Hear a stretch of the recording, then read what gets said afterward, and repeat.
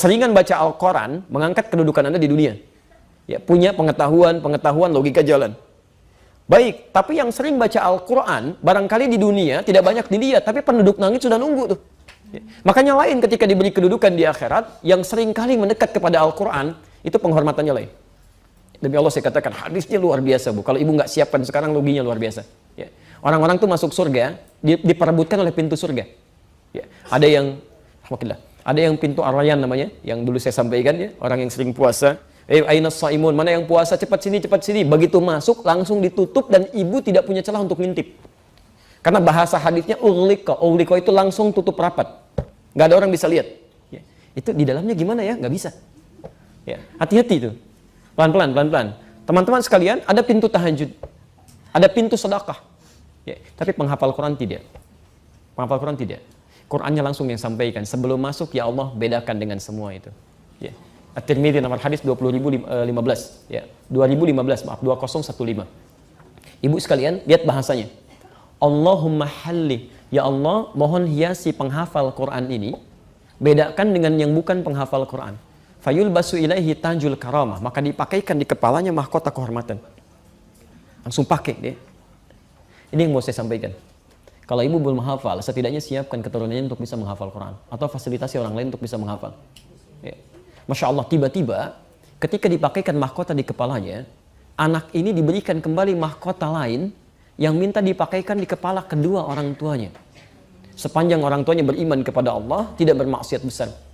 Lalu dihadirkan, disampaikan pada seluruh penduduk langit dan bumi. Dipakaikan langsung yang kata Nabi cahayanya lebih terang dibandingkan dengan cahaya yang masuk ke dalam rumah. Ya. Apa yang terjadi?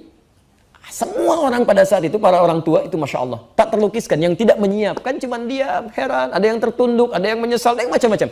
Ya. Setelah itu Qurannya mengatakan kembali, Allahumma zidhu. Ya Allah, tolong tambahkan, bedakan fasilitator dengan penghafal. Fayul basu ilaihi libasal karamah. Maka dipakaikan di tubuhnya itu jubah kehormatan. Jadi dia pakai jubah, pakai mahkota, mirip pangeran kecil gitu kan. Setelah itu dia gandeng keluarganya, masuk surga, menggandeng keluarganya. Ya. Dimintakan terus naik lagi sampai puncak surga yang paling tinggi. Itu ada tafsirnya di Quran surah ke-35, ya, Fatir ayat 33, posisi paling kiri sebelah atas, dengan di Quran surah ke-52 ayat 21, At-Tur. Quran surah 35 ayat 33 dengan Quran surah 52 ayat 21. Saya melihat kecenderungan sekarang, Bu ya, hati-hati ya. Ada orang yang seringkali berlomba mengejar dunia, tanpa sadar yang sering dikecilkan, itu sudah menyiapkan akhiratnya. Menyiapkan akhiratnya gitu kan. Ada anak yang ya ketinggalan, ternyata dia sudah hafal Quran gitu. Ibunya bergerilya di belakang tuh. Dia kejar akhiratnya. Jadi, dan banyak orang menyesal saat itu. Ya, karena saat orang masuk surga itu bergantung salah satunya, tempatnya bergantung salah satunya dengan seringnya bacaan Quran yang dia baca. Ya. Jadi kalau ibu misalnya wafat, dalam keadaan sering baca Quran 5 ayat, itu nanti saat masuk surga, diminta baca Quran yang biasa dibacakan.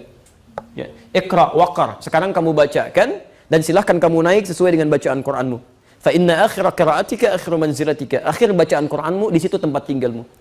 Jadi ketika ibu sampai ke wa ulaika humul muflihun, di situ tempat tinggal ibu.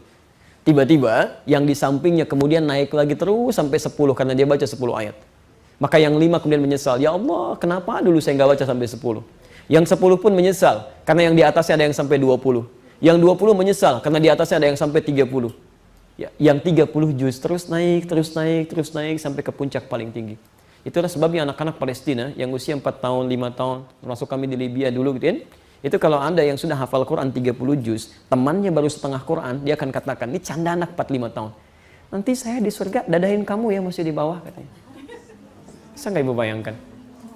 Tapi yang paling menarik, ada ibu-ibu pejuang yang merasa dia belum bisa menghafal dalam kehidupannya. Tapi dia siapkan anaknya, dia siapkan cucunya, dan itu yang digandeng naik terus sampai ke atas. Ibu boleh dibanggakan di dunia gitu kan, tapi yang kenal paling sekitaran kita aja. Tapi kalau ibu dibanggakan di akhirat, semua penduduk langit dan bumi mengatakan kamu yang terbaik. Itu poinnya.